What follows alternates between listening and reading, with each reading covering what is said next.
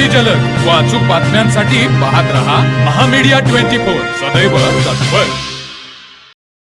टोप येथील धोकादायक अवस्थेतील आरोग्य उपकेंद्राबाबत काल महामीडिया 24 ने व्रत प्रसिद्ध केले होते। या व्रताची दखल घेत भादोली जिल्हा परिषद सदस्य सोनाली सावंत यांनी आज उपकेंद्राला भेट देऊन पाहणी केली। यावेळी त्यांनी उपचारासाठी आलेल्या महिला व ग्रामस्थांशी संवाद साधत त्यांच्या अडचणी जाणून घेतल्या।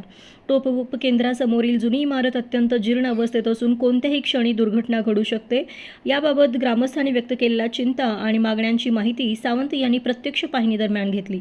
परिसरातील धोकादायक भिंती, रुग्णांसाठी असलेली बसण्याची व्यवस्था तसेच ओढ्यालगतचा भाग याचीही त्यांनी पाहणी केली।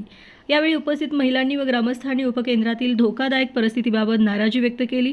त्यावर बोलताना सोनाली सावंत यांनी संबंधित विभागाशी पाठपुरावा करून लवकरात लवकर आवश्यक कार्यवाही करण्यात येईल तसेच सर्व व्यवस्था सुरळीत करण्यासाठी प्रयत्न करण्यात येतील अशी ग्वाही दिली।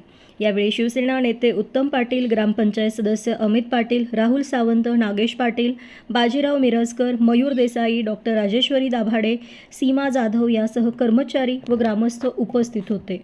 तर मग चला सबस्क्राइब करायला विसरू नका महामीडिया 24 न्यूज चॅनलला। महामीडिया 24 सदैव तत्पर।